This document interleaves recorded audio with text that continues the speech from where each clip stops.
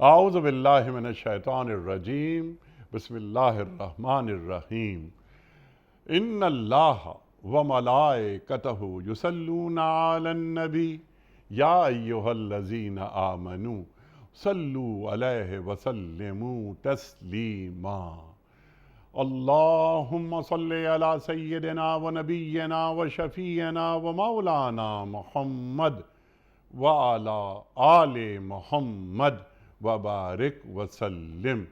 محترم خواتین و حضرات، السلام علیکم۔ پیام صبح کے ساتھ ایک بار پھر حاضر، میں ہوں آپ کا میزبان انیق احمد۔ خواتین و حضرات، پیر، منگل، بدھ اور جمعرات، یہ 4 دن پیام صبح میں ہم نے رکھے ہیں قرآن کریم کی مختلف آیات پر بات کروانے کے لیے اپنے ملک کے جید علماء سے۔ خواتین و حضرات، شان نزول سے لے کر لمحہ موجود تک ہمارے معزز علماء بتاتے ہیں کہ قرآن کریم کی ان آیات کے معنی، مفاہیم، تفسیر کیا ہے اور تفصیل کیا ہے، قرآنی علم ہم تک منتقل فرماتے ہیں اور یہ بھی بتاتے ہیں ہمیں کہ آج لمحہ موجود میں قرآن کریم کس کس طرح ہمیں روشنی اور ہدایت فراہم کرتا ہے۔ خواتین و حضرات، آج ہم اپنے ملک کے ایک ممتاز عالم دین سے جو کہ تشریف فرما ہیں ہمارے ساتھ لاہور میں، ان سے ہم سورہ نساء کی آیت نمبر 58 کے حوالے سے بات کروائیں گے۔ خواتین و حضرات، یہ پس منظر فتح مکہ ہوا، اللہ کے رسول صلی اللہ علیہ وآلہ وسلم بیت اللہ شریف تشریف لے گئے تو بیت اللہ شریف کی چابی عثمان بن طلحہ کے پاس، جو کہ مسلمان نہیں ہوئے تھے، بلایا اور چابی ان کے حوالے کی۔ اور یہی آیت جو آج گفتگو میں ہے، اس آیت کا ایک حصہ ہے کہ ان اللہ یامرکم ان تؤدوا الامانات الی اہلہا۔ آپ نے یہ آیت کا یہ ٹکڑا پڑھا اور چابی حوالے کی۔ بہت سارے صحابہ یہ چاہتے تھے رضوان اللہ تعالی اجمعین کہ چابی انہیں ملے بیت اللہ شریف کی۔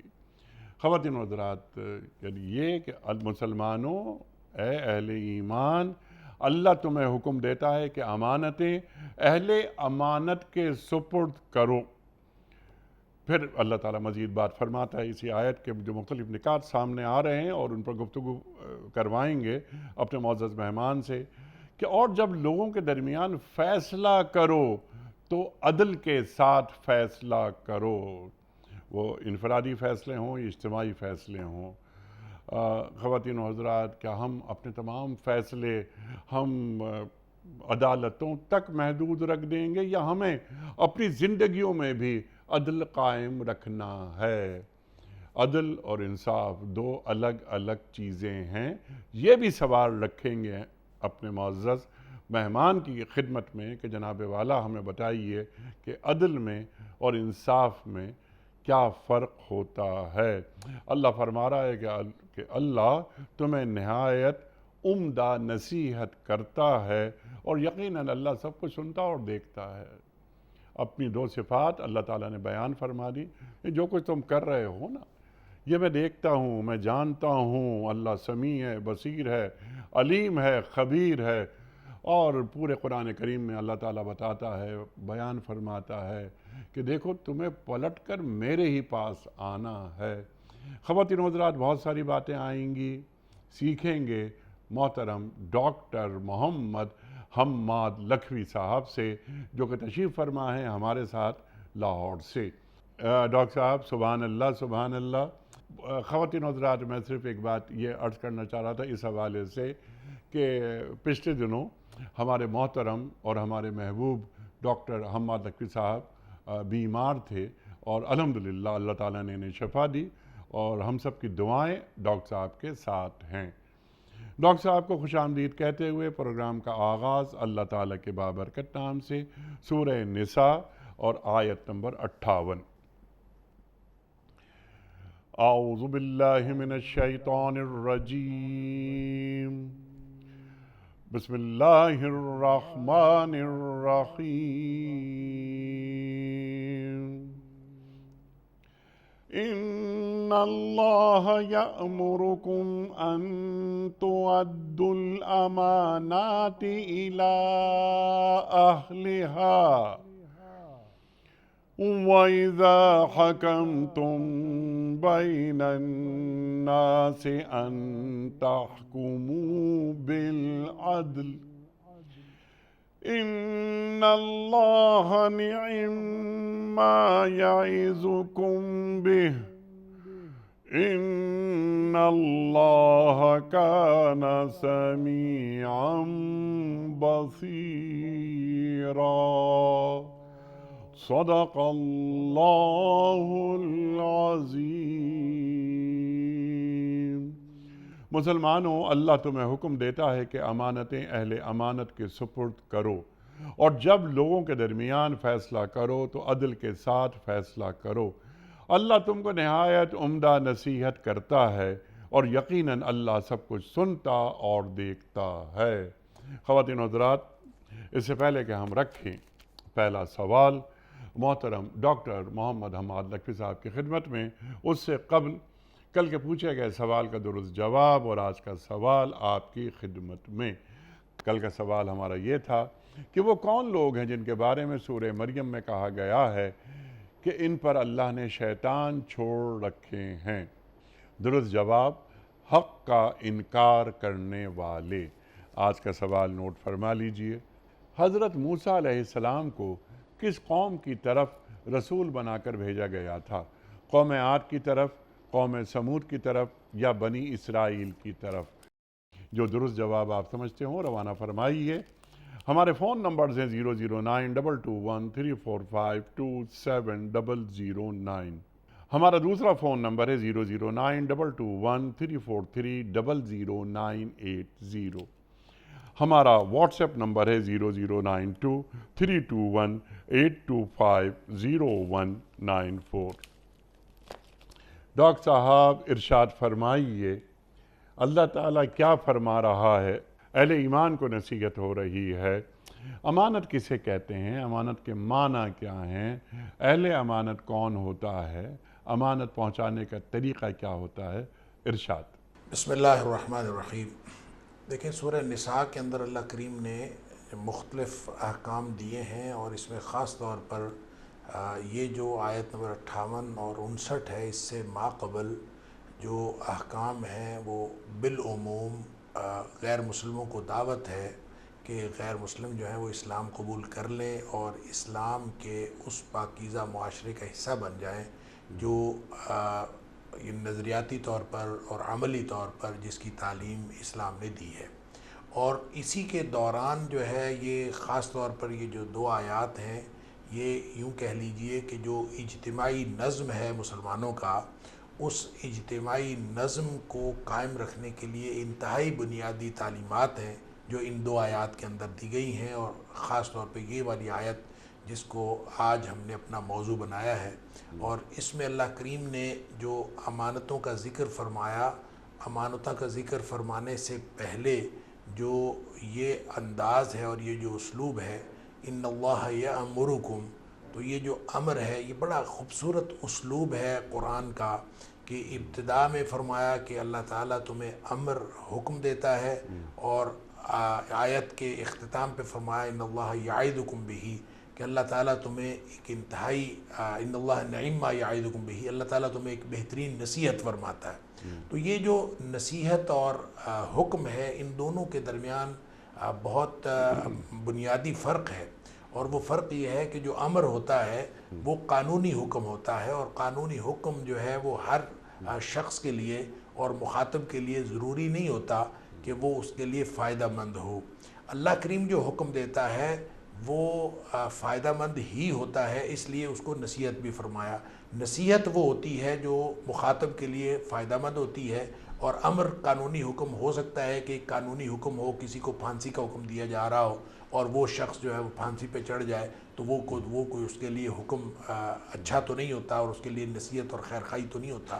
لیکن اللہ کا جو حکم ہوتا ہے وہ خیر خواہی ہی ہوتا ہے، لہٰذا یہ قانونی حکم بھی ہے اور یہ بہترین نصیحت بھی ہے مخاطبین کے لیے اور اہل ایمان کے لیے، جن کو کہا جا رہا ہے کہ تم امانتیں جو ہیں وہ اہل لوگوں کے سپرد کر دیا کرو اور نظام عدل قائم کرو۔ یہ دو بنیادی اصول دیے ہیں کہ یہ ایک اجتماعی نظم کی تشکیل کے لیے اور معاشرے کی پاکیزہ معاشرے کو عدل اور دیانت اور امانت کے اوپر قائم کرنے کے لیے اس سے بہتر اور کوئی اصول نہیں ہو سکتے، جو دو اصول اللہ کریم نے عطا فرمائے ہیں۔ لہٰذا اللہ تعالیٰ فرماتا ہے کہ ان اللہ یامرکم ان تؤدوا الامانات الی اہلھا، کہ دیکھیں یہ جو امانتیں ہیں اللہ تعالیٰ تمہیں حکم دیتا ہے کہ امانتیں اہل لوگوں کے سپرد کیا کرو۔ امانت اس چیز کو کہتے ہیں، امانت امن سے ہے، اور اس چیز کو کہتے ہیں جو کسی کے بھروسے پر کسی کو دی جائے۔ یہ اس کا تعلق مال سے بھی ہو سکتا ہے، کسی عملی دیانت کے ساتھ بھی ہو سکتا ہے، اس کا تعلق کسی عہدے کے ساتھ بھی ہو سکتا ہے، اور ہر اس چیز کے ساتھ ہو سکتا ہے جس میں کسی کے اوپر بھروسہ کیا جائے، کسی کے بھروسے پہ آپ اس کو کوئی چیز دے دیتے ہیں، اس کی جاب ڈسکرپشن دے کے اس کو آپ کہہ دیتے ہیں کہ یہ کام تم نے کرنا ہے، آپ کسی کو کوئی چیز پکڑا دیتے ہیں تو یہ آپ کو بھروسے پر ہے، تو ہر وہ چیز جو ہے وہ امانت ہے۔ لہٰذا جس طرح آپ نے مثال دی کہ نبی اکرم صلی اللہ علیہ وآلہ وسلم نے حضرت عثمان بن طلحہ کو کعبہ کی چابیاں جو ہیں وہ عنایت فرمائیں اور یہ آیت پڑھی کہ ان تؤدوا الامانات الی اہلھا، تو جس کو اہل نبی پاک صلی اللہ علیہ وسلم نے سمجھا یا جس کو اللہ نے اہل بنایا، نبی کریم صلی اللہ علیہ وآلہ وسلم نے اس کو چیز پکڑا دی۔ لہٰذا پورا جو نظام جو قائم رہ سکتا ہے اور ایک اجتماعی معاشرے کا جو اجتماعی نظام ہے وہ اس وقت تک درست قائم رہ سکتا ہے جب تک اس میں امانت کا خیال رکھا جائے اور عدل کا خیال رکھا جائے۔ اس لیے جب آپ مالی طور پر کسی کو کے سپرد کوئی چیز کریں گے تو وہ اس کے لیے بھی اہلیت کا معیار دیکھ لیجئے، جب آپ کسی کے ذمے کوئی منصب اور عہدہ لگائیں گے تو اس کے لیے بھی آپ امانت کا یعنی جو معیار ہے وہ دیکھ لیجئے، اور امانت کا معیار وہی ہوگا جو نبی اکرم صلی اللہ علیہ وآلہ وسلم نے اہلیت کا معیار بتایا ہے، کہ مثال کے طور پر اگر کوئی شخص عہدہ مانگتا ہے کہ مجھے دے دیا جائے تو سب سے پہلی جو اس کی ان ایلیجیبلٹی ہے وہ یہ ہے کہ وہ کوئی شخص جو ہے اپنے آپ کو کسی عہدے کے لیے پیش کرے اور کہے کہ مجھے یہ عہدہ دے دیا جائے، میں اس عہدے کا اہل ہوں، حالانکہ وہ اہل نہ ہو۔ اگر وہ اہل ہو اور پھر وہ اپنے آپ کو پیش کرے تو یہ اور بات ہے، لیکن اگر وہ نااہل ہونے کے باوجود اپنے آپ کو پیش کرے، حضرت ابو ذر غفاری نے کوئی عہدہ مانگا، نبی کریم صلی اللہ علیہ وآلہ وسلم نے فرمایا نہیں، جو مانگتا ہے ہم اس کو یہ عہدہ نہیں دیا کرتے، اور خاص طور پہ وہ عہدہ جس کا وہ اہل بھی نہ ہو اور اس کو وہ دے دیا جائے۔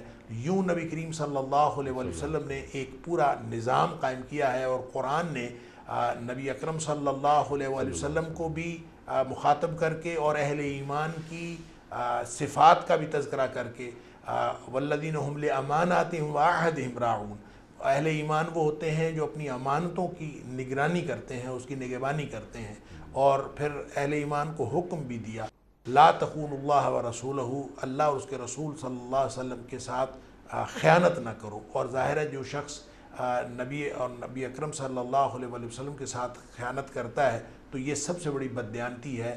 گویا نبی پاک صلی اللہ علیہ وآلہ وسلم کا ہمیں تعلیمات دے دینا ہمارے ذمے ایک امانت کر دینا ہے، اور یہ ایک علمی امانت ہے جو ہمارے ذمے ہے۔ اس طرح پورا جو نظام ہے علم سے لے کر عمل تک اور انفرادیت سے لے کر اجتماعیت تک وہ امانت کے اصول کے ساتھ جڑا ہے۔ اگر اس کو اہلیت کے معیار کے مطابق دیکھا جائے گا تو نظام قائم رہے گا، اگر اس کو اہلیت کے معیار کے مطابق نہیں دیکھا جائے گا تو نظام ہمیشہ وہ ڈسٹرب ہو جائے گا اور کسی خرابی کی طرف چلا جائے گا۔ سبحان اللہ، سبحان اللہ، سبحان اللہ۔ منافق کی نشانیوں میں سے بھی ایک نشانی ہے کہ امانت رکھوائی جائے تو وہ خیانت کا مرتکب ہو جاتا ہے۔ اچھا ڈاکٹر صاحب، اس سے پہلے کہ ہم بہت سارے سوالات اٹھائیں، چھوٹے چھوٹے سوالات ہیں سمجھنے کے لیے، شروع کرتے ہیں۔ پہلا سوال رکھتا ہوں آپ کی خدمت میں۔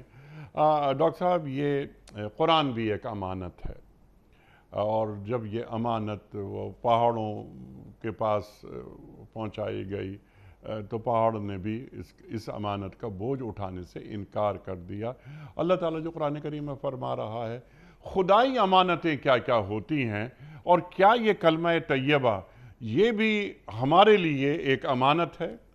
بالکل کیوں نہیں امانت، یہ تو میں نے پہلے عرض کیا ہے کہ نبی کریم صلی اللہ علیہ وآلہ وسلم نے ہمیں جو دین عطا فرمایا ہے وہ ہمارے لیے امانت ہے، اور اس دین کی بنیاد تو کلمہ طیبہ ہے اور کلمہ توحید ہے، اور اگر اللہ کی توحید کو ہم اس طرح سے اس بھروسے پر پورا نہ اتریں، اور جس طرح سے ہم سے توقع کی گئی، اور یہ دیکھیں نبی پاک صلی اللہ علیہ وآلہ وسلم نے جس وقت یہ خطبہ حجۃ الوداع آپ نے ارشاد فرمایا، تو اس موقع پر نبی اکرم صلی اللہ علیہ وآلہ وسلم نے پہلے تو صحابہ کرام سے یہ پوچھا تھا کہ کیا میں نے تمہیں وہ امانت پہنچا دی ہے، حل بلغتکم، کیا میں نے اللہ کا دین تمہیں پہنچا دیا ہے؟ تو سارے کے سارے صحابہ نے بیک زبان ہو کے کہا تھا قد بلغتا و ادیتا و نصحتا، آپ نے ہمیں پہنچا دیا ہے اور حق ادا کر دیا ہے، اور نصیحت اور خیرخواہی کر دی ہے، خیرخواہی کا بھی حق ادا کر دیا ہے۔ اس کے بعد نبی کریم صلی اللہ علیہ وآلہ وسلم نے اللہ سے گواہی لی، اللہم اشہد اللہم اشہد اللہم اشہد، اللہ تو بھی گواہ ہو جا، پھر اللہ گواہ ہو گیا۔ اللہ تعالیٰ نے قرآن میں ارشاد فرما دیا الیوم اکملت لکم دینکم اتممت علیکم نعمتی ورضیت لکم الاسلام دینا۔ یہ سب کچھ ہوا تو اس موقع پر نبی اکرم صلی اللہ علیہ وآلہ وسلم نے ہمارے ذمے، گویا امت کے ذمے لگایا فَلْيُبَلِّغِ الشَّاهِدُ الْغَائِبَ، کہ جو اس وقت موجود ہے یہ میری یہ امانت، یہ میرا دین اس شخص تک پہنچا دے جو وہ موجود نہیں ہے۔ لہٰذا نبی اکرم صلی اللہ علیہ وآلہ وسلم نے یہ امانت صحابہ کرام کو دی، صحابہ کرام کی طرف سے یہ تابعین عظام کی طرف منتقل ہوئی، پھر یہ تبع تابعین عظام، اور نسل در نسل آج تک یہ امانت منتقل ہوتی آئی ہے، اور یہ آگے بھی منتقل ہوتی جائے گی، اور قیامت تک یہ امانت جو ہے ہر اس شخص کے ذمے ہے جس تک نبی اکرم صلی اللہ علیہ وآلہ وسلم کی تعلیمات پہنچتی ہیں اور یہ کلمہ طیبہ پہنچتا ہے۔ بالکل ٹھیک ہے، یہ تو کلیئر ہے یہ بات کہ یہ امانت بڑھتی رہے گی اور قیامت تک یہ چلتی رہے گی۔ اب میں یہ امانت کی تفہیم چاہ رہا تھا کہ یہ دین ہمارے پاس، جیسے کہ آپ نے فرمایا، ہمیں تعلیم کیا کہ یہ دین ایک امانت ہے، یہ کلمہ امانت ہے، یہ قرآن امانت ہے، یہ تو ہم جانتے ہیں۔ اس کے معنی کیا ہیں؟ کیا ہم سمجھے کہ یہ دین جو ہمارے پاس ہے، امانت کہتے کسے ہیں؟ یہ خدائی امانتیں ہیں جو ہمارے پاس ہیں۔ تو یہ قرآن کریم کو میں امین ہوں، میں اگر یہ دعویٰ کروں تو اس دعوے کی دلیل کیا ہے میرے پاس؟ اس دعوے کی دلیل یہ ہے کہ میں قرآن کے حق کو ادا کروں، کیونکہ قرآن میرے پاس امانت ہے، اور میں قرآن کے امانت اس کا حق ادا کروں، اور قرآن کے ہمارے اوپر اور ہر مسلمان کے اوپر 5 حقوق ہیں۔ سب سے پہلا حق یہ ہے کہ قرآن کے اوپر ایمان رکھا جائے، اور دوسرا حق یہ ہے کہ اس کو پڑھا جائے، تیسرا حق یہ ہے کہ اس کے اوپر عمل کیا، اس کو سمجھا جائے، اور چوتھا حق یہ ہے کہ اس کو عمل کیا جائے، اور 5واں حق یہ ہے کہ اس کو آگے پہنچایا جائے۔ اور جو شخص قرآن کے بارے میں یہ 5 حقوق ادا کرنے کی کوشش کر رہا ہے اور اس کی زندگی کے اندر قرآن اس طرح سے شامل ہے، تو اس کا مطلب یہ ہے کہ وہ اس امانت کا حق ادا کرنے کی کوشش کر رہا ہے، اور اگر وہ ایسا نہیں کر رہا تو اس کا مطلب ہے اس نے امانت کا حق ادا نہیں کیا۔ اچھا، امانت کا حق ادا نہیں کیا، یہ اس امانت میں خیانت کا مرتکب ہوا؟ یقیناً خیانت کا مرتکب ہوا۔ اس کی وجہ یہ ہے کہ جو آپ نے اشارہ کیا تھا کہ نبی کریم صلی اللہ علیہ وآلہ وسلم نے اس کو جو امانت میں خیانت کرنا ہے، اس کو نبی کریم صلی اللہ علیہ وآلہ وسلم نے منافق کی نشانیوں میں سے ایک نشانی قرار دیا ہے۔ اذا اؤتمن خان، آپ نبی پاک صلی اللہ علیہ وسلم نے ایک حدیث میں فرمایا 3 نشانیاں ہیں منافق کی، ایک حدیث میں فرمایا 4 نشانیاں ہیں منافق کی، اور اس میں جہاں 3 نشانیاں فرمایا اذا حدث کذب، جب وہ بات کرتا ہے تو جھوٹ بولتا ہے، واذا وعد اخلف، جب وہ وعدہ کرتا ہے تو وعدہ خلافی کرتا ہے، واذا اؤتمن خان، اور جب امانت اس کے پاس کوئی رکھی جائے تو اس میں وہ خیانت کا مرتکب ہوتا ہے۔ تو جو چوتھی نشانی 4 نشانیوں والی حدیث کے اندر فرمائی، وہ اذا خاصم فجر، جب وہ کسی کے ساتھ جھگڑتا ہے تو گالیوں پر اتر آتا ہے۔ اور نبی کریم صلی اللہ علیہ وسلم نے اس میں تو یہ فرمایا کہ جس کے اندر یہ 4 نشانیاں ہوں، کانا منافقاً خالصاً، وہ پکا منافق ہے، اور منافق وہ ہوتا ہے جس کے دل میں رتی بھر ایمان نہیں ہوتا۔ تو جس کے اندر 4 میں سے ایک نشانی پائی جائے اس کا مطلب ہے 25% منافق ہے، جس کے اندر 2 نشانیاں پائی جائیں 50% ہے، جس کے اندر 3 نشانیاں پائی جائیں وہ 75% ہے۔ تو جس شخص کے اندر یہ نشانی پائی جاتی ہے کہ وہ امانت میں خیانت کا مرتکب ہوا ہے، گویا اس کے اندر اتنے % ایمان اس کے اندر باقی نہیں رہتا اور وہ نفاق کا شکار ہو جاتا ہے اس خیانت کا مرتکب ہو کر۔ اور پھر یہ جب ہم آج کے دور کی بات کرتے ہیں تو آج کے دور میں تو نبی اکرم صلی اللہ علیہ وسلم نے اس کے بارے میں تو بڑی ہی ایک یعنی خوفناک اور کیونکہ یوں کہہ لیجیے الارمنگ قسم کی حدیث آپ نے ارشاد فرمائی ہے کہ جب یہ دور آئے گا، پتہ نہیں وہ ہمارا دور ہے کہ یا کوئی اور دور ہے، نبی پاک صلی اللہ علیہ وسلم نے ایک دور کی پیشین گوئی آپ نے فرمائی کہ ایک دور آئے گا جو دھوکے کا دور ہوگا۔ ستاتی علی الناس سنون خداع، لوگوں کے اوپر ایک دور ایسا آئے گا جو دھوکے کا دور ہوگا، دھوکے کے سال ہوں گے۔ اس کی نشانی آپ نے یہ بتائی، وہ دھوکے کا دور کیا ہوگا اور دھوکے کے سال کیا ہوں گے؟ نبی کریم صلی اللہ علیہ وسلم فرمایا کہ یصدق فیہ الکاذب و یکذب فیہ الصادق، جس میں جھوٹے کو سچا سمجھا جائے گا، سچے کو جھوٹا سمجھا جائے گا۔ وَيُؤْتَمَنُ فِيهَا الْخَائِنُ وَيُخَوَّنُ فِيهَا الْأَمِينُ، جس میں امانت دار کو بدیانت سمجھا جائے گا اور بدیانت کو امانت دار سمجھا جائے گا۔ آپ اندازہ کیجئے، اور اس کا دوسرا معنی یہ ہے وَيُؤْتَمَنُ فِيهَا الْخَائِنُ کہ بدیانت کے اوپر بھروسہ کیا جائے گا، وَيُخَوَّنُ فِيهَا الْأَمِينُ اور جو امانت دار اور دیانت دار ہوگا اس کے اوپر بھروسہ نہیں کیا جائے گا۔ آپ اندازہ کریں کہ جب کوئی دور ایسا آ جائے، اللہ کرے کہ ہمارا دور وہ نہ ہو، اس کے بعد کوئی آنے والا دور ہو، اللہ عالم، یہ اللہ کو معلوم ہے، لیکن مجھے تو یہ لگتا ہے کہ ہمارا دور ہی وہ دور ہے کہ جس میں جھوٹا سچا ہو گیا ہے، سچا جھوٹا ہو گیا ہے اور بدیانت کے اوپر بھروسہ کیا جا رہا ہے، اور جو امانت دار ہے اس کے اوپر بھروسہ نہیں کیا جا رہا، اس کو بدیانت کہا جا رہا ہے۔ اور جب اس طرح کا دور ہوگا، اس سے بڑا دھوکہ اور کیا ہو سکتا ہے، اور اس سے بڑی اور وہ کنفیوزنگ سچویشن کیا ہو سکتی ہے جس کے اندر مسلمان جو ہیں وہ ایک دوسرے کے اوپر بھروسہ بھی نہیں کر سکتے اور امانت ختم ہو گئی۔ اور ایک حدیث کے اندر نبی کریم صلی اللہ علیہ وسلم فرمایا سب سے پہلے دنیا سے جو چیز اٹھائی جائے گی وہ امانت ہے، اور پھر ایسی صورتحال ہو جائے گی، ایک لمبی حدیث ہے اس میں نبی پاک صلی اللہ علیہ وسلم فرمایا ایسی صورتحال ہو جائے گی کہ لوگ یہ کہا کریں گے کہ فلاں قبیلے کے فلاں محلے میں فلاں آدمی جو ہے ایک امانت دار آدمی موجود ہے، اس کے اندر امانت ہے۔ تو واللہ عالم، مجھے تو لگتا ہے کہ شاید ہم اس دور میں آ چکے ہیں، آج بھی ہمیں امانت دار آدمی نہیں ملتا ڈھونڈے سے، اور ہم کہتے ہیں کہ فلاں جو ہے وہ 10 دکانوں میں سے کوئی ایک دکاندار دیانتدار ہوگا، فلاں اتنے جو عہدے اور مناصب رکھنے والے ہیں ان میں سے کوئی ایک جو ہے وہ امانت دار ہوگا، امانت کا خیال کر رہا ہوگا۔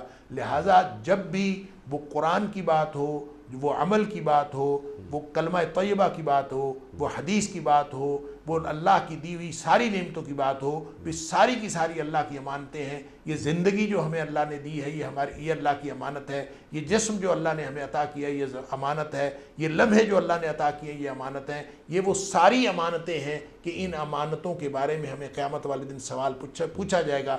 ثم لتسألن یومئذ عن النعیم، جتنی نعمتیں اللہ تعالیٰ نے عطا کی ہیں ان کے بارے میں قیامت والے دن سوال پوچھا جائے گا، اور یقیناً یہ نعمتیں جو اللہ نے عطا کی ہیں ہمارے پاس امانتیں ہیں، اور ان امانتوں کے بارے میں سوال ہوگا کہ ہم نے امانت داری کا خیال رکھا یا ہم نے اس میں کس کے اندر خیانت کی۔ ڈاکٹر صاحب، امانت اٹھا دی جائے گی، خیال نہیں رکھا جائے گا۔ ڈاکٹر صاحب، کیا اسی طرح کا رویہ علم اور علماء کے ساتھ نہیں بڑھتا جا رہا؟ بالکل ایسے ہے، علم کے بارے میں بھی یہی بات ہے، جس کے پاس علم آ گیا، علم بھی امانت ہے۔ اور علم کے بارے میں نبی اکرم صلی اللہ علیہ وسلم فرمایا دنیا سے جب علم اٹھایا جائے گا تو علم اس طرح نہیں اٹھایا جائے گا کہ لوگوں کے دلوں سے علم جو ہے وہ غائب کر لیا جائے، بلکہ ایسے ہوگا کہ آہستہ آہستہ علماء اس دنیا سے اٹھ جائیں گے، اور علماء کے اٹھ جانے کے بعد لوگ جو ہیں وہ جہال کو، جو گمراہ لوگ ہوں گے اور جو جاہل لوگ ہوں گے، ان لوگوں کو اپنا پیشوا بنا لیں گے، اور وہ جو جہال ہوں گے، جو جاہل قسم کے لوگ ہوں گے، وہ پھر اس علم کی امانت کو اٹھائیں گے، حالانکہ وہ خود بھی گمراہ ہوں گے اور لوگوں کو بھی گمراہ کریں گے، حالانکہ ان کو یہ نہیں کرنا چاہیے، اور وہ یہ کام کریں گے۔ شاید ہم اس دور میں بھی پہنچ گئے ہیں کہ علماء جو ہیں وہ دنیا سے اٹھتے چلے جا رہے ہیں. اللہ کرے کہ ابھی وہ دور نہ آیا ہو کہ جب جہال کو پیشوا بنا لیا جائے. ابھی علماء اس دنیا میں موجود ہوں جو علم کو امانت سمجھ کے لوگوں کی طرف منتقل کر رہے ہوں, اور یہ امانت علماء عظیمت موجود ہیں. جی اللہ جب ہم امانت کی بات کرتے ہیں تو اس کا تعلق ڈائریکٹ نبی پاک صلی اللہ علیہ وسلم کی دی ہوئی اس علمی روایت کے ساتھ ہے. جو اس علمی روایت کے ساتھ جڑا ہے وہ اسی امانت کو آگے پہنچا رہا ہے, اور ایسے علماء موجود ہیں جو اللہ کے رسول صلی اللہ علیہ وسلم کی دی ہوئی علمی امانت کو دوسروں تک ابھی تک پہنچا رہے ہیں. سبحان اللہ, سبحان اللہ. علم, اور جب علم کی بات ہوتی ہے تو یقیناً قرآن کریم کی بات ضرور آئے گی گفتگو میں. آپ نے تھوڑا سا حوالہ بھی دیا تھا, کچھ گفتگو بھی آپ نے فرمائی تھی. ڈاکٹر صاحب, قرآن ایک امانت, جیسے کہ آپ نے فرمایا, تو قرآن یہ جو امانت ہمیں دی گئی ہے, اتنی محترم, اتنی مبارک کتاب, جو فرقان ہے, جو میزان ہے, جو شفا ہے, وغیرہ وغیرہ, اللہ اکبر. تو اس کتاب کی امانت کے سلسلے میں پاسداری کیا ہم سے ہو رہی ہے؟ آپ نے قرآن کریم کے حقوق تو بیان فرما دیے کہ یہ قرآن کریم یہ منزل من اللہ ہے, قرآن پر ایمان لائیں, کتاب کی تلاوت کریں, کتاب پر کو سمجھیں, کتاب پر عمل کریں, کتاب کو وہاں تک پہنچائیں کہ جہاں تک یہ کتاب قرآن کریم نہیں پہنچا. لیکن یہ سب باتیں تو ہم نے پڑھی سنی. میرا سمپل سوال آپ کی خدمت میں یہ ہے کہ کیا ہم قرآن کریم کے حوالے سے جو امانت داری کا جو کی ذمہ داری ہے, کیا ہم وہ ادا کر رہے ہیں؟ اگر نہیں کر رہے تو ہمیں کیا کرنا چاہیے کہ یہ لو انزلنا ھذا القرآن علی جبل لرأیتہ خاشعا متصدعا من خشیۃ اللہ. یعنی کتنا بڑا انعام اللہ کا ہمارے پاس ہے, اور ہم کیا کہیں خیانت کے مرتکب تو نہیں ہو رہے؟ دیکھیں جی, یہ تو ہماری صورتحال ہر گھر کی آپ دیکھ لیں. قرآن جو ہے یہ تو جو جیسے سورہ فرقان کے اندر اللہ کریم نے فرمایا کہ اللہ کے رسول صلی اللہ علیہ وسلم قیامت والے دن اللہ کے سامنے استغاثہ دائر کریں گے کہ میری قوم نے جو ہے وہ قرآن کو چھوڑ رکھا تھا. تو ایسے لگتا ہے کہ ہمارے پاس قرآن موجود ہے, وہاں جو الفاظ ہیں کہ اتخذوا ھذا القرآن مہجورا, کہ اس قرآن کو لیا تو تھا لیکن اس حال میں تھا کہ مہجورا, وہ چھوڑ رکھا تھا. تو اس کا مطلب مجھے یوں لگتا ہے کہ جیسے ہمارے گھروں میں الماریوں میں پڑا ہے, ہمارے اچھے اچھے جزدانوں میں قرآن پڑا ہے, اور بہت خوبصورت جو ہے ہم نے اس کو طریقے سے رکھا ہوا ہے, لیکن اس کو قرآن کو پڑھنا, اس کو سمجھنا, اس پر عمل کرنا اور پھر اس کو آگے پہنچانا, یہ تو شاید الا ماشاء اللہ کوئی چند گھرانے ہوں گے یا چند لوگ ہوں گے جو اس کا اہتمام کرتے ہوں گے. باقی تو مجھے یوں لگتا ہے کہ قرآن کو شاید ہم چھوڑ چکے ہیں, اور قرآن ہماری زندگیوں سے نکل چکا ہے, اور اس کا جو ذمہ داری ہے وہ صرف اور صرف کسی ایک شخص پر نہیں ڈالی جا سکتی. یہ ہمارے تعلیمی اداروں کے اوپر بھی اس کی ذمہ داری ہے, ہمارے سب سے بنیادی ذمہ داری والدین کے اوپر ہے. والدین کو چاہیے کہ وہ سب سے پہلے اپنے بچوں کو قرآن کی تعلیم دیں, اور قرآن کی بھی اتنی تعلیم لازماً دے دیں کہ بچہ قرآن کو سوچ سمجھ کر پڑھے اور اس پر عمل کرنے کے قابل ہو. اگر اتنی تعلیم کوئی شخص نہیں دیتا, اور نبی کریم صلی اللہ علیہ وسلم کی سیرت کے کم از کم اتنی تعلیم دے دی جائے کہ پیدائش سے لے کر موت تک کے سارے مسائل کسی شخص کو معلوم ہو جائیں. اگر کوئی شخص اتنی تعلیم حاصل نہیں کرتا یا اپنے بچوں کو اتنی تعلیم نہیں دیتا, تو یہ وہ فرض علم تھا جس کے بارے میں نبی پاک صلی اللہ علیہ وسلم طلب العلم فریضۃ علی کل مسلم, ہر مسلمان کے اوپر علم حاصل کرنا فرض ہے. یہ وہ بنیادی فرض علم تھا, اور اگر ہم نے اتنا بھی نہیں حاصل کیا اور اتنا بھی اپنے بچوں کو نہیں دیا تو پھر ہم قیامت والے دن پکڑے جائیں گے. یہ وہ خیانت ہے اللہ کی دی ہوئی اس امانت میں. جی, اللہ اکبر, اللہ اکبر. تو یہ اس امانت داری کے لیے کیا ہے بہترین راستہ؟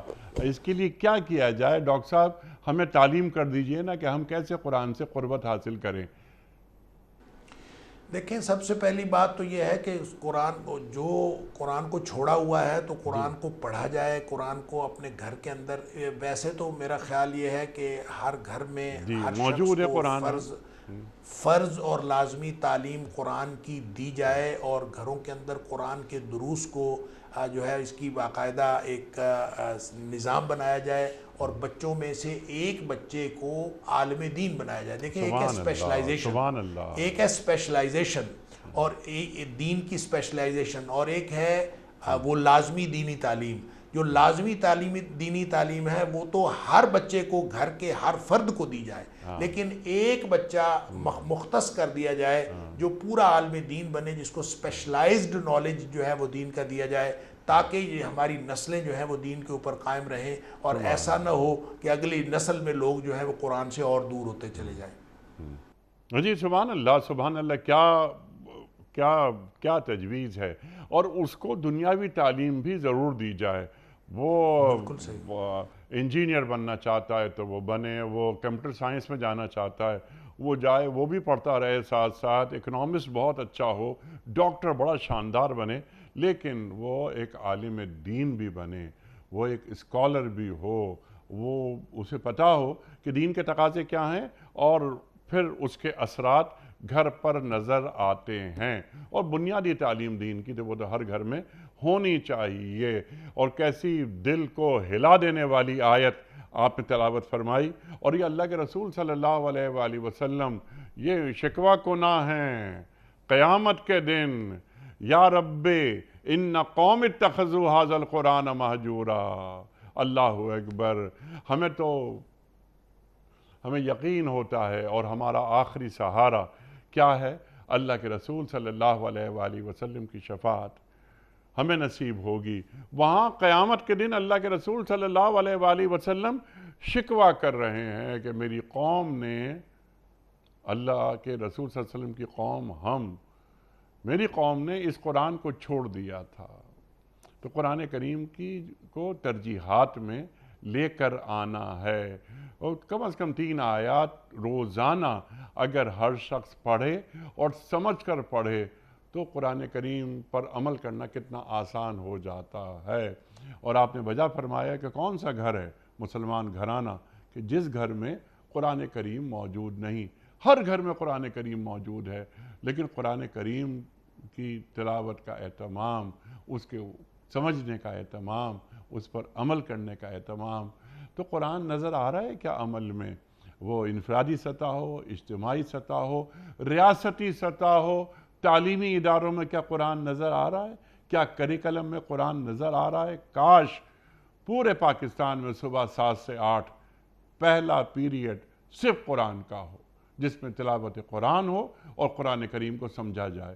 تو کراچی سے خیبر تک یہ ہو جائے تو ڈاکٹر صاحب یہ جو اللہ تعالیٰ نے امانت ہمیں دی، اس کی وجہ سے کتنی رحمتیں، برکتیں نازل ہوں اس ریاست پر۔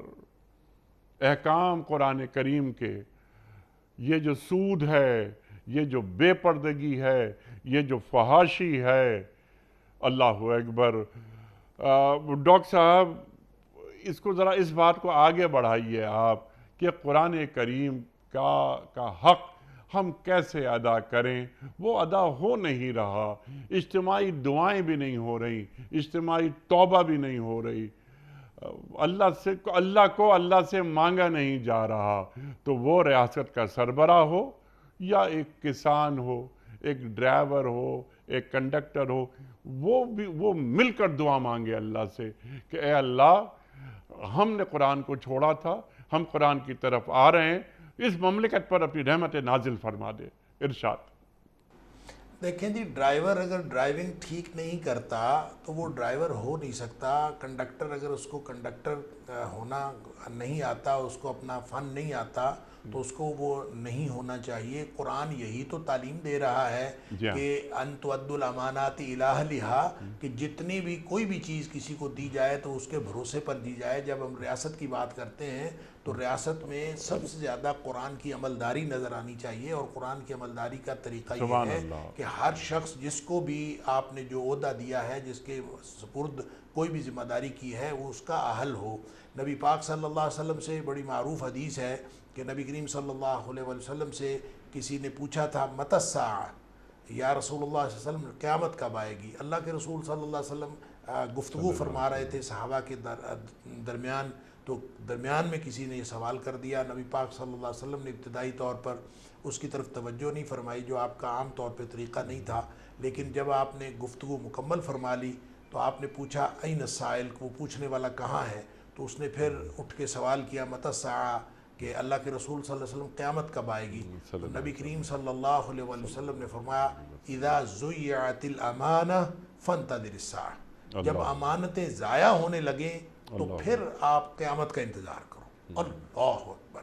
تو پوچھا گیا کیف اذاعتها یا رسول اللہ صلی اللہ علیہ وسلم، وہ پوچھتا ہے کہ اللہ کے رسول صلی اللہ علیہ وسلم امانتیں کیسے ضائع ہوں گی، اس کے ضائع ہونے کا کیا مطلب ہے؟ تو نبی کریم صلی اللہ علیہ وسلم نے فرمایا اذا وسد الامر الى غیر اہلہ فانتظر الساعہ، اللہ جب کوئی عہدہ، کوئی منصب، کوئی ذمہ داری، امر کا مطلب ہے ذمہ داری، جب کوئی ذمہ داری کسی نااہل آدمی کے سپرد کر دی جائے فانتظر الساعہ، تو پھر قیامت کا انتظار کرو۔ اس حدیث کا ایک مطلب تو یہی ہے کہ جب قرب قیامت جو ہے وہ نااہل لوگوں کے سپرد عہدے کیے جائیں گے، اور قیامت جو ہے اس وقت قریب آ جائے گی جب آپ دیکھیں کہ بہت سارے نااہل لوگ مناصب اور عہدوں کے اوپر آ گئے ہیں، تو قیامت کا انتظار کریں۔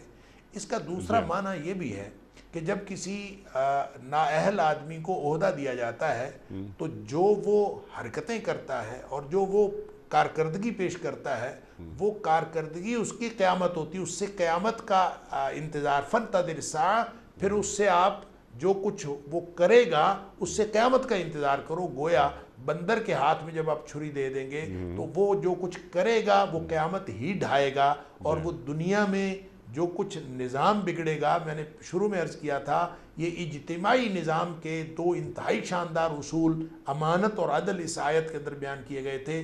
جس معاشرے کے اندر امانت ختم ہو جائے، جس معاشرے کے اندر امانتوں کا لحاظ ختم ہو جائے، جس معاشرے کے اندر عہدے جو ہیں اور مناصب جو ہیں وہ نااہل لوگوں کو دیے جانے لگیں، اور پورا کا پورا نظام وہ امانت کے بجائے خیانت کے اوپر چل رہا ہو، بددیانتی کے اوپر چل رہا ہو، تو وہ پورا معاشرہ ڈس بیلنس ہو جاتا ہے، وہ پورے کا پورا معاشرہ خراب ہو جاتا ہے۔ اور دوسری بات یہ ہے کہ اس کو انفرادی طور پر بھی اس طرح سے دیکھ لیجئے کہ نبی اکرم صلی اللہ علیہ وسلم نے فرمایا دو چیزیں ایسی ہیں کہ ایک مومن کے اندر ہر چیز ہو سکتی ہے، اور لیکن کوئی ایک کسی شخص کے اندر دو چیزیں نہیں ہو سکتی، یعنی مومن کے اندر ہر چیز ہو سکتی ہے، ہر اخلاقی برائی مومن کے اندر ہو سکتی ہے، دو چیزیں نہیں ہو سکتی۔ اور فرمایا الا الخیانہ والکذب، ایک بددیانتی مومن کے اندر نہیں ہو سکتی اور ایک جھوٹ مومن کے اندر نہیں ہو سکتا۔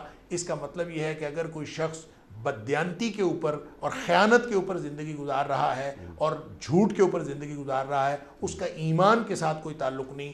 یوں انفرادی ایمان سے لے کر اجتماعی طور پر معاشرے کی تشکیل تک امانت جو ہے ایک انتہائی بنیادی اور لازمی جزء۔ جی سبحان اللہ، سبحان اللہ، بالکل کلیئر کر دیا آپ نے یہ بات کہ جو عہدہ منصب ہوتا ہے یہ بھی اللہ کی طرف سے ایک امانت دی جاتی ہے، اس کا پاس رکھنا پڑتا ہے، اور مخلوق خدا کو استفادہ، مطلب مخلوق خدا استفادہ کرے، ان کے لیے یہ فائدہ مند ثابت ہو یہ عہدہ، اور وہ خواہ یعنی کوئی بھی ہو، وہ ایک ایس ایچ او ہو یا پرائم منسٹر ہو یا پریزیڈنٹ ہو، ریاست کا گورنر ہو، چیف منسٹر ہو، کہ میری جو ڈومین ہے اس میں جو لوگ ہیں میرے زیر نگی ہیں، میرے زیر دست ہیں، ان کو میری ذات سے فائدہ ہو، میری ریاست کو فائدہ ہو، اور مسلمان خاص طور پر مسلمان اور تمام رعایا میرے لیے اللہ سے دعا کرے کہ اس آدمی کے آنے کے بعد ہماری مصیبتیں پریشانیاں کم ہو گئیں اگر ختم نہ ہوئی ہوں۔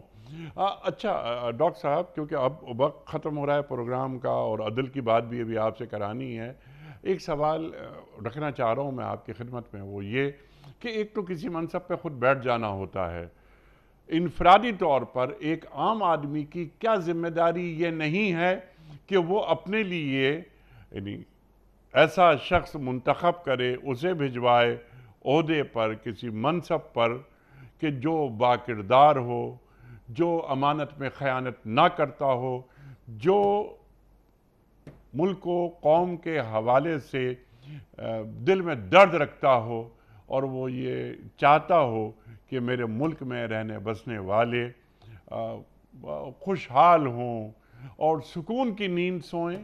ارشاد۔ دیکھیں، یقیناً یہ درجہ بدرجہ سب کی ذمہ داری ہے، اور ہر شخص کے ہاتھ میں، جس کے ہاتھ میں جتنا اختیار آتا ہے وہ درجہ بدرجہ امانت ہی ہے۔ جو بڑے اختیار والا ہے اس کے پاس بڑی امانت ہے، اور جو چھوٹے اختیار والا ہے اس کے پاس چھوٹی امانت ہے، اور ہر شخص کو جو اس کے ہاتھ میں دی گئی، جس کے اوپر بھروسہ کیا گیا، وہ امانت اس کو درست استعمال کرنی چاہیے۔ اور اگر جیسے آپ پاکستان کے نظام کے اعتبار سے بات کر رہے ہیں کہ اس کو ایسے شخص کو منتخب کر کے آگے بھیجنا چاہیے جو واقعتاً اہل ہو، اور واقعتاً وہ دین کا درد رکھنے والا اور ملک کا اور عوام کا درد رکھنے والا، اس کو منتخب کرنا چاہیے، تو ظاہر ہے یہ اس کے پاس جو امانت ہے اس کا درست استعمال ہے۔ اگر وہ اپنی امانت کا درست استعمال نہیں کرتا تو پھر اس کے نتیجے میں بھی جو خرابیاں پیدا ہوتی ہیں وہ کسی ایک شخص کی ہوئی خرابی نہیں ہے۔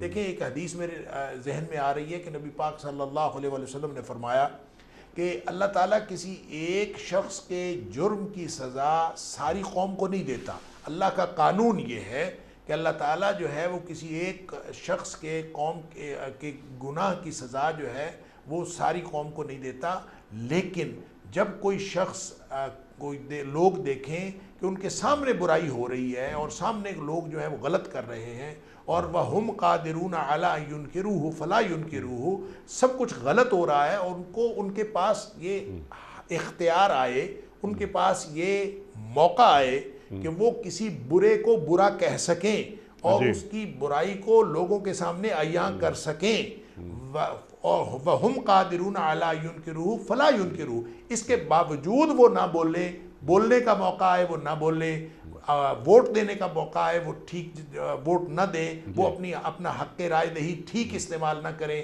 نبی اکرم صلی اللہ علیہ وسلم نے فرمایا کہ جب لوگ اس طرح سے کرنا شروع کر دیتے ہیں، وَإِذَا فَعَلُوا ذَلِكَ، جب لوگ اس طرح سے کرنا شروع کر دیتے ہیں، عَذَّبَ اللَّهُ الْعَامَّةَ وَالْخَاصَّةَ، تو اللہ تعالیٰ ساری قوم کو عذاب میں مبتلا کر دیتا ہے، چاہے جرم کسی ایک شخص نے کیا ہو۔ لہٰذا قوم پورا اجتماعی نظام امانت کے ساتھ وابستہ ہے۔ چھوٹی امانتیں ضائع کریں گے اس کے اوپر چھوٹا عذاب آئے گا، بڑی امانتیں ضائع کریں گے ان کے اوپر بڑا عذاب آئے گا۔ سبحان اللہ، سبحان اللہ۔ اور ڈاکٹر صاحب، یہ ووٹ ایک امانت ہے تو کسی اہل کے سپرد کیا جائے۔ ہمارے پاس ہمارے معاشروں میں تعصبات کی بنیاد پر ووٹ دیا جاتا ہے، پارٹی کا تعصب ہے۔ اب میری پارٹی نے ایک کینڈیڈیٹ کھڑا کیا ہے MNA کے لیے، مجھے معلوم ہے کہ یہ کینڈیڈیٹ باکردار نہیں ہے، لیکن میں اسی کو ووٹ دوں گا۔ مسلکی حوالوں سے بھی بات ہوتی ہے اور قومیتوں کے حوالے سے بات ہو رہی ہے، تو ان تعصبات سے بالاتر ہو کر اپنے ووٹ کا استعمال کرنا چاہیے۔ یہ ایک شرعی ذمہ داری ہے۔ یقیناً جو ووٹ کا استعمال ہے یہ بھی شرعی ذمہ داری ہے۔ ووٹ گننے والوں کا، جو لوگ اس کی ووٹ کی گنتی کرتے ہیں ان کو ووٹ کا گننا شرعی ذمہ داری ہے۔ جن لوگوں نے اس کا نتیجہ دینا ہے ان کے اوپر بھی شرعی ذمہ داری ہے، اور جن لوگوں نے اقتدار منتقل کرنا ہے ان کے اوپر بھی شرعی ذمہ داری ہے۔ یہ ابتدا سے لے کر انتہا تک سب کے اوپر شرعی ذمہ داری ہے، اور یہ امانت ہے۔ جس کے پاس جس درجے کا اختیار ہے اس درجے کی اس کے پاس امانت ہے، اور اگر وہ اپنی ذمہ داری ادا نہیں کر رہا تو وہ امانت میں خیانت کر رہا۔ سبحان اللہ، سبحان اللہ۔ جس درجے کی ذمہ داری ہے، کلکم رائن و کلکم مسئول عن رعیتہ، سب سوال کیا جائے گا، اللہ سوال کرے گا۔ ہم سب نگہبان ہیں، نگہدار ہیں، ہم سے ہماری حیثیت کے مطابق اللہ تعالیٰ سوال کرے گا۔ ڈاکٹر صاحب، لاسٹ منٹ جاری ہیں، ارشاد فرما دیجئے کہ جب لوگوں کے درمیان فیصلہ کرو تو عدل کے ساتھ فیصلہ کرو۔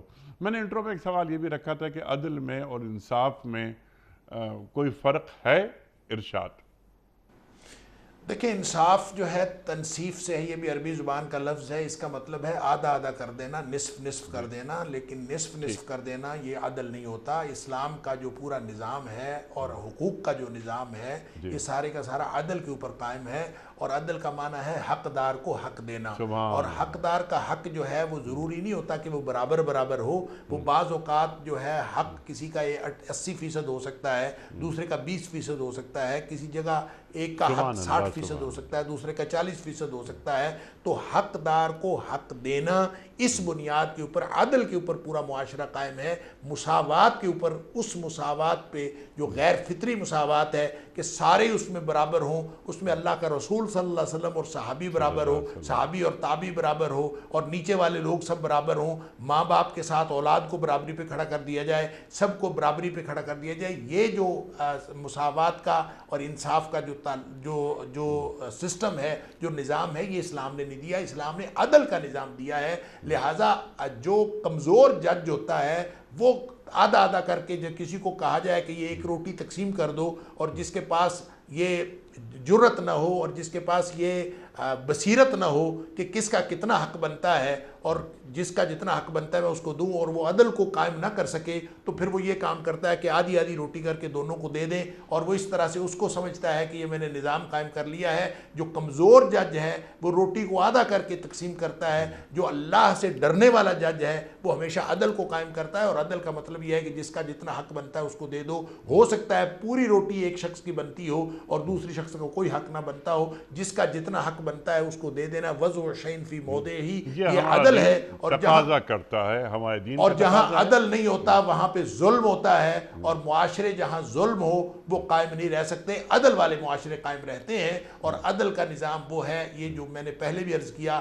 کہ اجتماعی نظام قائم رہتا ہے عدل کی بنیاد پر۔ اور نبی اکرم صلی اللہ، آپ حاکم کی بات کر رہے تھے، ابھی حکمران کی ہم بات کر رہے تھے، تو نبی اکرم صلی اللہ علیہ وسلم نے فرمایا قیامت والے دن جن 7 لوگوں کو اللہ کے عرش کا سایہ نصیب ہوگا، جس دن کوئی سایہ نہ ہوگا، اس دن ایک شخص وہ ہوگا جو حکمران ہو اور وہ اپنی عوام کے ساتھ عدل کرتا ہو، عادل حکمران ہو۔ اور اس کے ساتھ دوسری حدیث بھی سن لیجئے، مسلم شریف کے اندر ہے، نبی پاک صلی اللہ علیہ وسلم نے فرمایا اگر کسی شخص کو اللہ نے کوئی رعیت دی، اس کا حکمران بنایا، لیکن وہ اپنی رعیت کے ساتھ دھوکہ کرتا رہا اور ان کے ساتھ بددیانتی کرتا رہا، وَهُوَ غَاشٌ لِرَعِيَّتِهِ، ان کے ساتھ خیانت کرتا رہا، اور اس صورت میں اس کی موت آ گئی، نبی اکرم صلی اللہ علیہ وسلم اِلَّا حَرَّمَ اللَّهُ عَلَيْهِ الْجَنَّةَ، اللہ اس کے اوپر جنت حرام کر دیتا ہے۔ لہذا وہی حکمران ہے، عادل ہوگا تو اللہ کے عرش کے سائے کا وہ مستحق ہوگا، اگر وہ غاش ہوگا، دھوکے باز ہوگا، فراڈیا ہوگا، لوگوں کا خیانت کرنے والا ہوگا، تو پھر وہی شخص جو ہے اس کے اوپر جنت حرام ہو جائے گی۔ سبحان اللہ سبحان اللہ۔ تو آدمی اپنی حیثیت کے مطابق، اپنے مرتبے کے مطابق انفرادی حیثیت میں عدل کا مظاہرہ کرتا رہے، اور اگر وہ کسی بڑے عہدے پر اللہ تعالیٰ نے اسے پہنچا دیا ہے تو اگر ریاستی لیول پر اس کا کام یہ ہے، ذمہ داری یہ ہے کہ عدل فراہم کرنا، تو اس کو بغیر کسی تاخیر کے عدل فراہم کر دیا جائے۔ وہ ایک انگریزی کی مثال ہے نا کہ جسٹس ڈیلیڈ جسٹس ڈینائیڈ، فوری فیصلہ ہونا چاہیے، یعنی فوری عدل فراہم کر دینا چاہیے۔ ڈاکٹر صاحب بڑا ممنون، بڑا شکر گزار، آپ تشریف لائے، اور ہمیشہ کی طرح آج بھی ہم نے آپ سے بہت سیکھا۔ ڈاکٹر حماد لکھی صاحب کے ہم بڑے شکر گزار ہیں۔ کوئز کل کا سوال ہمارا یہ تھا کہ وہ کون لوگ ہیں جن کے بارے میں سورہ مریم میں کہا گیا ہے کہ ان پر اللہ نے شیطان چھوڑ رکھے ہیں؟ درست جواب حق کا انکار کرنے والے۔ آج کا سوال نوٹ فرما لیجئے۔ حضرت موسیٰ علیہ السلام کو کس قوم کی طرف رسول بنا کر بھیجا گیا تھا؟ 3 آپشنز، قوم عاد کی طرف، یا قوم سمود کی طرف، یا بنی اسرائیل کی طرف۔ جو درست جواب آپ سمجھتے ہوں روانہ فرمائیے۔ ہمارے فون نمبرز ہیں 009221345270009۔ ہمارا دوسرا فون نمبر ہے 009221343000980۔ ہمارا واٹس ایپ نمبر ہے 00923211 825019 وقت قرآن دازی کا۔ کراچی میں کوئی مہمان نہیں ہے۔ یہ زیادہ پرچیاں آ گئیں۔ ایک پرچی میں نے نکالی حیدرآباد سے ابرش علی، حیدرآباد سے ابرش علی آپ کی خدمت میں دنیا ٹی وی کی جانب سے دینی کتب پر مشتمل گفٹ ہیمپر آپ کے گھر بذریعہ کوریئر روانہ کیا جا رہا ہے۔ آپ کو بہت بہت مبارک ہو۔ پیام صبح کا اختتام ہوتا ہے روزانہ ایک قول پر، اور وہ قول ہوتا ہے صاحب نہج البلاغہ امیر المومنین حضرت علی مرتضیٰ کرم اللہ وجہہ کا۔ آپ فرماتے ہیں بلا شبہ دنیا اللہ کے محبوب لوگوں کے لیے عبادت کی جگہ ہے۔ اللہ اکبر، اللہ اکبر۔ بلا شبہ دنیا اللہ کے محبوب لوگوں کے لیے عبادت کی جگہ ہے۔ سبحان اللہ۔ اپنے میزبان انیق احمد کو کل تک کے لیے اجازت دیجیے۔ خدا حافظ۔